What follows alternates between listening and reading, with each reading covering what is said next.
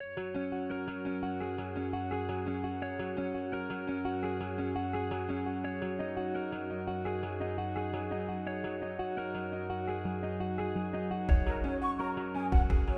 का पोषण दो बातों पर डिपेंड करता है। एक सही से लिया हुआ खाना और एक पूरी नींद, सैटिस्फैक्टरी नींद। तो बच्चों के अगर हम स्वास्थ्य की बात करते हैं तो उसमें फिजिकल और मेंटल ग्रोथ बहुत ज़रूरी है।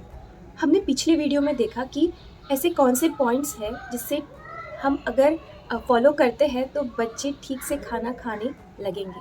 उसमें से कुछ बचे हुए पॉइंट्स का ये पार्ट 2 है। अगर आपने फर्स्ट पार्ट नहीं देखा है तो आप उसे ज़रूर चेक कर सकते हैं, उसका लिंक हम आपको डिस्क्रिप्शन में दे देंगे। नमस्कार, मैं डॉक्टर सोनाली, स्वागत है आपका निरोगी काया में। जब सवाल आता है बच्चों के पोषण का, न्यूट्रिशन का, तो बच्चों के साथ हम एक्सपेरिमेंट नहीं कर सकते क्योंकि उनके फिजिकल और मेंटल ग्रोथ उस पर डिपेंड करती है। बच्चों का अगर रूटीन देखा जाए तो उसमें होता है खेलना, सोना, खाना। ये 3 मेन बातें होती हैं अगर बच्चा स्कूल नहीं जाता है तो। और अगर 4 साल के ऊपर का बच्चा है तो स्कूल आ गई, तो स्कूल के कुछ 4-5 घंटे, ये उनका रूटीन होता है। तो इस रूटीन के अनुसार हमें उनका डाइट या फिर उनका खाने का टाइम टेबल सेट करना चाहिए। अब होता कैसे है कि बड़े अपने रूटीन के हिसाब से बच्चों को खाना खिलाते हैं।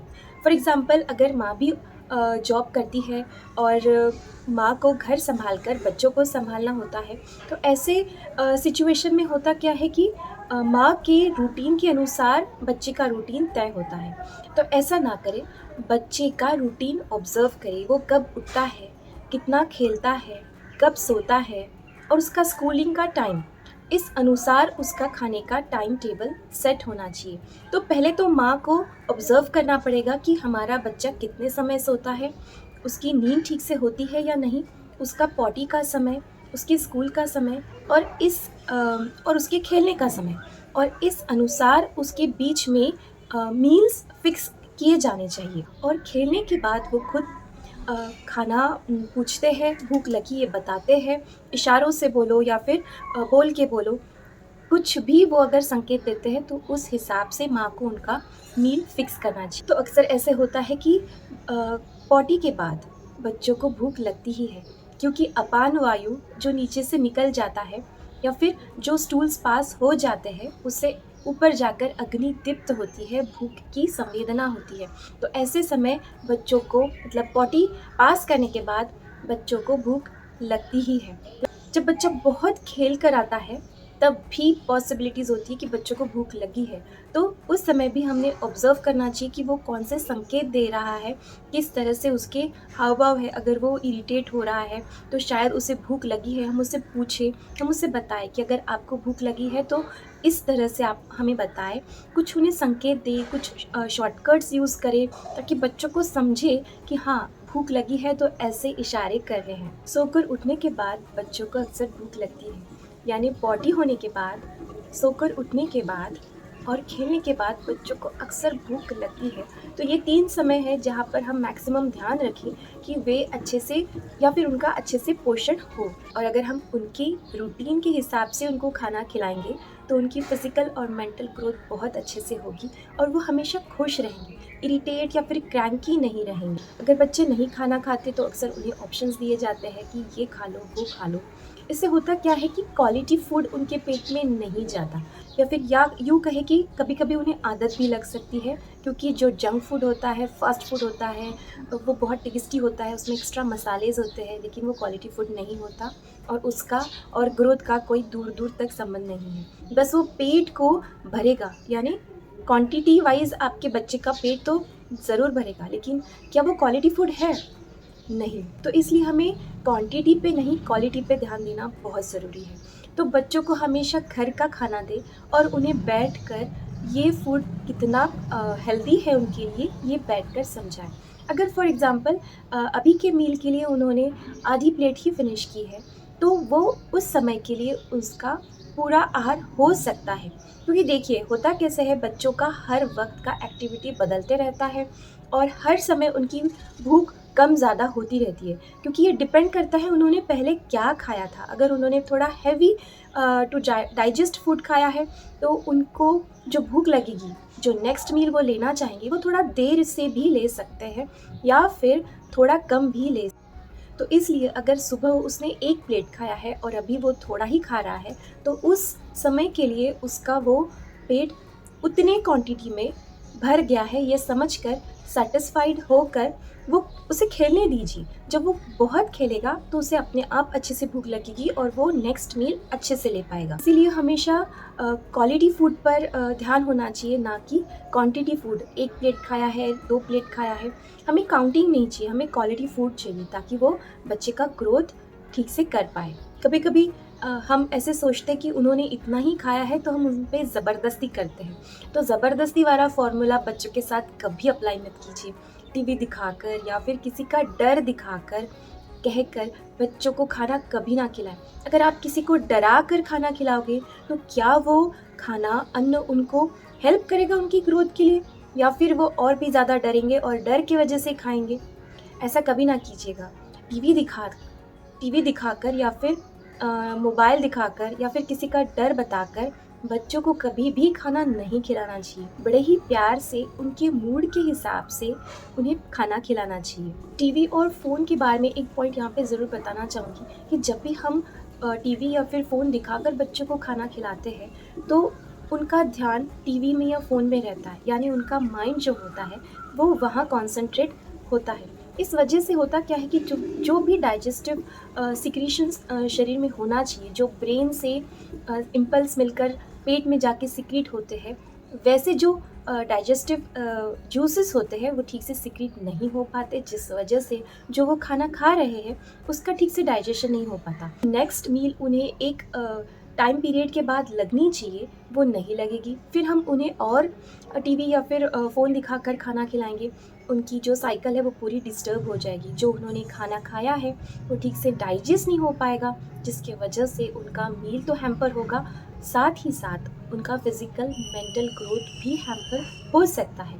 भले ही आप बच्चों को खाना खाते समय टीवी ना दिखाएं, आप अदर समय उन्हें थोड़ा सा टीवी ज़रूर दिखा सकते हैं। बच्चे जब छोटे होते हैं तो उन्हें आप बेबी सिटिंग चेयर पे बिठाकर खाना खिला सकते हैं। तो जैसे जैसे वो बड़े होते हैं, वे समझदार होते हैं, उन्हें नीचे बैठकर इंडियन ट्रेडिशनल जो आसन होता है, सुखासन में बिठाकर उन्हें खाना खिलाने की आदत डालें। नीचे बैठकर ही खाना हम इसलिए खाते हैं ताकि एक स्पेसिफिक मुद्रा में जब हम बैठते हैं तो उससे अग्नि अच्छे से उद्रिक्त होती है, अग्नि का बल बढ़ता है, जिसकी वजह से हम जो खाना खाते हैं वो अच्छे से डाइजेस्ट होने में मदद होती है।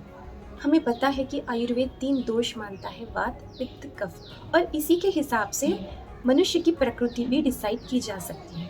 तो बच्चों का जो एज होता है 0 से लेकर 16 तक, वो कफ प्रधान एज होता है, यानी वहाँ पर कफ की व्याधियाँ होने की ज़्यादा संभावना होती है, और 16 के आगे पित्त प्रधान। तो हमें ये ध्यान रखना है कि जब हम उन्हें खाना खिलाते हैं तो किस प्रकार का खाना खिलाते हैं। जैसे अगर खाना बहुत कफ प्रधान होगा, जैसे दही है, मिल्क प्रोडक्ट है, तो ऐसे अगर खाना उनके पेट में ज़्यादा जाता है, या फिर मीठा, नमकीन या फिर खट्टी चीज़ें जो कफ को बढ़ाने वाली होती है, कफ दोष को बढ़ाने वाली होती है, ऐसे अगर बार बार उनके पेट में जाती है ज़्यादा अमाउंट में, तो बहुत ज़्यादा पॉसिबिलिटीज़ बढ़ जाती है उनका हाजमा खराब होकर बच्चों के एज के अनुसार, उनकी प्रकृति के अनुसार, ऋतु यानी जो सीज़न चल रहा है उसके अनुसार, और जिस देश में हम रहते हैं उस देश के अनुसार उनका खाने का चयन होना चाहिए, या फिर जो फूड हम सिलेक्ट कर रहे हैं बच्चों के लिए, वो फूड सिलेक्शन ठीक से होना चाहिए। अब देखिए, बच्चों का जो एज है वो कफ दोष प्रधान है, यानी उसमें कफ की व्याधियाँ ज़्यादातर हो सकती है। तो अगर हमें कफ के ही पदार्थ देने हैं, फॉर एग्ज़ाम्पल आपको केला देना है या फिर आपको उसको कस्टर्ड एप्पल देना है, ऐसे फ्रूट्स देने हैं जो कफ बढ़ाते हैं, तो ऐसे समय दें जो पित्त प्रधान हो। जैसे दोपहर के समय 10 से 5 बजे तक आप अगर ऐसे मीठे और कफ बढ़ाने वाले फल अगर आप दोगे, तो उससे क्या होगा, कफ भी नहीं बढ़ेगा, जो खाया है जो फ्रूट खाया है उसका ठीक से डाइजेशन भी होगा। और इसके अगर विपरीत हम करते हैं, सुबह हम अर्ली मॉर्निंग उन्हें ऐसे मीठे और कफ बढ़ाने वाले अगर हम उन्हें आहार देते हैं, फ्रूट्स देते हैं, तो बहुत पॉसिबिलिटीज़ बढ़ जाती है कफ बढ़ाने की। तो इस वजह से ऐसे ट्रिक्स यूज़ कीजिए ताकि बच्चों को पूरा न्यूट्रिशन भी मिलेगा और उन्हें कोई उससे व्याधि भी नहीं होगी। मधुर यानी मीठा, अम्ल यानी खट्टा, लवण यानी जो भी नमकीन चीज़ें हम यूज़ करते हैं वो, ये तीनों जो रस है वो कफ को बढ़ाने वाले हैं। और इसके विपरीत मधुर, आम्ल, लवण, कटु, तिक्त, कषाय, जो कटु, तिक्त, कषाय जो 3 रस है वो कफ को कम करने वाले होते हैं। तो अक्सर बच्चों को हम कड़वी चीज़ें, थोड़ी तीखी चीज़ें या फिर जो कसैले चीज़ें होते हैं, ऐसे पदार्थ हम उन्हें दे सकते हैं। तो माँ भी अपने बच्चों के सामने कड़वी चीज़ें खाने की प्रैक्टिस रखे, उन्हें बताए। और बच्चों को कड़वी चीज़ें पसंद होती है, बस वो बड़ों का एक्सप्रेशन देख के उन्हें लगता है कि ये नहीं खाना है।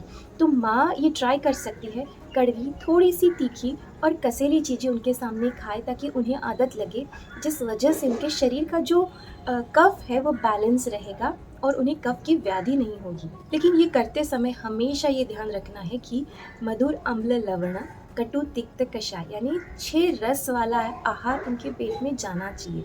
ऐसा नहीं है कि बच्चे छोटे हैं, उन्हें मीठा पसंद है तो हम उन्हें सिर्फ मीठा ही देंगे, ऐसा कभी नहीं कीजिए। उससे होगा कफ बढ़ेगा और कफ की व्याधियाँ बढ़ेगी। इसके अलावा अगर हम उन्हें 6 जो रस बताए हैं, थोड़ा खट्टा, नमकीन, तीखा, मीठा, कशैला, कड़वी, ये सभी चीज़ें उनके आहार में थोड़ी-थोड़ी मात्रा में होनी चाहिए। बस थोड़ा कम हमें करना क्या है, खट्टा, मीठा और अ, लवण यानी जो नमकीन चीज़ें हैं, ये कम करनी है। इसके विपरीत जो 3 चीज़ें वो थोड़ी ज़्यादा देनी, लेकिन देने 6 ही रस हैं, यानी 6 रस वाला आहार देना है। अक्सर ये होता है कि बच्चों को आपस में कंपेयर किया जाता है। अगर सिबलिंग्स है तो कंपेयर किया जाता है या फिर नेबर्स है तो कंपेयर किया जाता है। बच्चों को ये पसंद नहीं आता क्योंकि उन्हें वो ऐसा लगना चाहिए कि वो यूनिक है और उन्हें एक स्पेशल ट्रीटमेंट देनी चाहिए। हर एक बच्चे को हर एक दूसरे बच्चे के साथ कभी कंपेयर ना करें। अगर एक बच्चा 1 रोटी खा रहा है और दूसरा बच्चा आधी रोटी खा रहा है, तो वो उसके अपने-अपने डाइजेस्टिव फायर के हिसाब से वो खा रहा है, अपनी-अपनी भूख के हिसाब से खा रहा है। तो कभी कंपेयर ना कीजिए। हर एक बच्चा हर दिन कभी ऊपर-नीचे खाना खा सकता है। उसी हिसाब से प्रकृति अनुसार, अग्नि अनुसार, भूख अनुसार बच्चों को खाना खिलाएँ। अब यहाँ पे हेवी टू डाइजेस्ट फूड ऐसे कौन से हैं जिसकी वजह से बच्चों को थोड़ा देर से भूख लग सकती है?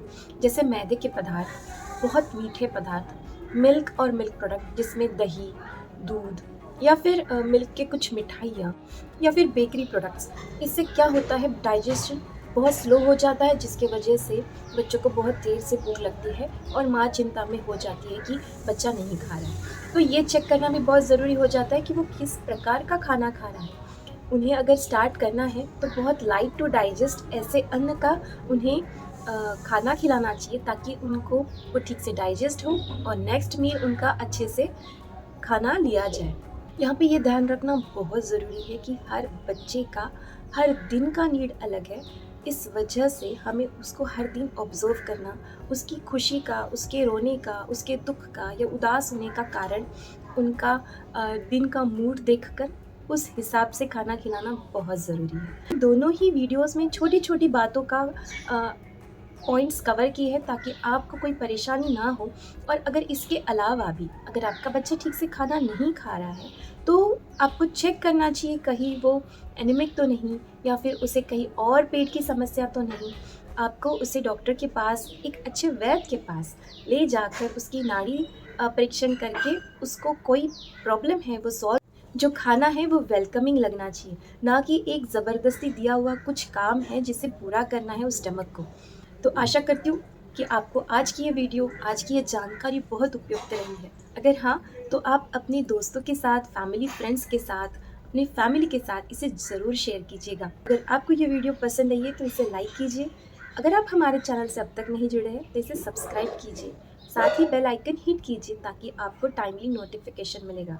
अगर आप चाहते हैं किसी स्पेसिफिक टॉपिक पर वीडियो तो आप हमें कमेंट करके ज़रूर बताएं। और अगर आपको कोई समस्या है तो आप कमेंट में ज़रूर लिखें। मिलते हैं नई वीडियो के साथ, नई जानकारी के साथ। नमस्कार।